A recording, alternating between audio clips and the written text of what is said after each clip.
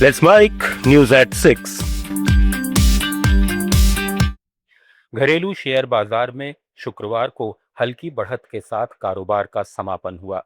BSE Sensex 232 अंक यानी 0.31% की तेजी के साथ 75,415 के स्तर पर बंद हुआ।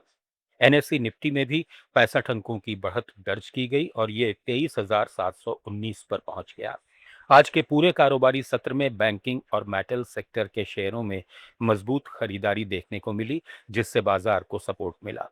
हालांकि बीच बीच में उतार चढ़ाव भी बना रहा, लेकिन आखिरकार बाजार सकारात्मक रुख के साथ बंद हुआ। इधर सोने और चांदी की कीमतों में लगातार तीसरे दिन गिरावट दर्ज की गई। सुबह के कारोबार में सोने में करीब 300 से 345 रुपए प्रति 10 ग्राम की कमी आई, जबकि चांदी में 600 रुपए प्रति किलो से ज्यादा की गिरावट देखी गई। एमसीएक्स पर सोने का भाव अभी 1,59,261 रुपए प्रति 10 ग्राम चल रहा है। चांदी 2,78,244 रुपए प्रति किलो पर आ गई है। वैश्विक स्तर पर अमेरिकी डॉलर की मजबूती और अंतर्राष्ट्रीय बाजार में बिकवाली के दबाव के कारण कीमती धातुओं पर दबाव बना हुआ है। निवेशक अभी सतर्क हैं। नॉर्थ ईस्टर्न काउंसिल ने अरुणाचल प्रदेश के लिए 550 करोड़ रुपए और नागालैंड के लिए 515 करोड़ रुपए आवंटित किए हैं। 15वें वित्त आयोग के तहत ये फंड मुख्य रूप से सड़क कनेक्टिविटी, कृषि, पर्यटन, बुनियादी ढांचे और ग्रामीण आजीविका को बढ़ावा देने के लिए दिए गए हैं।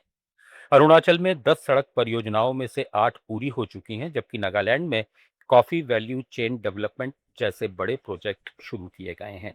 इन निवेशों से क्षेत्र में आर्थिक गतिविधियां बढ़ने, रोजगार सृजन और दूर दराज के इलाकों को मुख्य धारा से जोड़ने की उम्मीद है। आंध्र प्रदेश को शहरी बुनियादी ढांचे के लिए 1991 करोड़ रुपए के प्रोजेक्ट्स मंजूर हुए हैं। केंद्र सरकार के अर्बन चैलेंज फंड के तहत 4 बड़ी परियोजनाओं को हरी झंडी दे दी गई है। इसमें केंद्र 498 करोड़ रुपए की सहायता देगा। इनमें विशाखापट्टनम के अंडरग्राउंड ड्रेनेज, 24 घंटे स्मार्ट वाटर सप्लाई और वाटर मॉडर्नाइजेशन प्रोजेक्ट्स शामिल हैं, जबकि मंगलगिरी ताडेपल्ली में हाइब्रिड एन्यूटी मॉडल पर सीवरेज नेटवर्क बनेगा। यह निवेश शहरों की अर्थव्यवस्था मजबूत करेंगे, जल स्वच्छता सुविधाएं बेहतर बनाएंगे, राजस्व बढ़ाएंगे और निवेश आकर्षित करेंगे। मंत्री पी नारायण के अनुसार ये सुधार आधारित वित्तीय मॉडल आंध्र प्रदेश को शहरी विकास में आगे ले जाएगा। त्रिपुरा में पिछले 10 साल में बैंकिंग प्रदर्शन में लगातार विस्तार हुआ है। सीपीएम सरकार के दौरान 2017 तक बैंक शाखाएं 510 थीं, जमा राशि 23,402 करोड़ और ऋण 10,676 करोड़ रुपए थे। भाजपा सरकार में 2025 तक शाखाएं बढ़कर 618 हो गईं, जमा राशि दोगुनी होकर 46,401 करोड़ पहुंच गई और कुल अग्रिम 23,834 करोड़ रुपए हो गया। प्राथमिकता क्षेत्र में ऋण वृद्धि के बावजूद उसका अनुपात घटा है। कुल मिलाकर बैंकिंग इंफ्रास्ट्रक्चर बढ़ा है, लेकिन कृषि और स्थानीय उत्पादक क्षेत्रों में क्रेडिट अवशोषण को और मजबूत करने की जरूरत है। विश्व बैंक की टीम के कर्नाटक के करवार दौरे से के शोर परियोजना को नई गति मिली है। इस परियोजना के तहत राज्य सरकार ने 850 करोड़ रुपए की मदद मांगी है, जिसमें विश्व बैंक 70% यानी 588 करोड़ रुपए देगा। शेष 252 करोड़ रुपए राज्य वहन करेगा।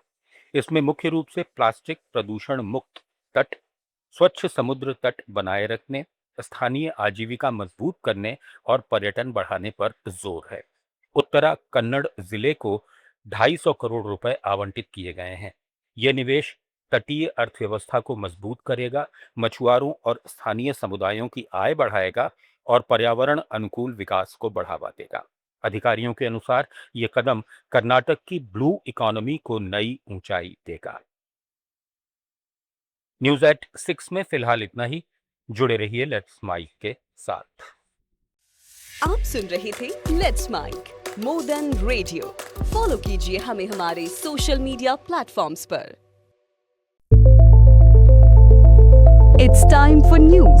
It's time for more than radio. Presenting the first radio news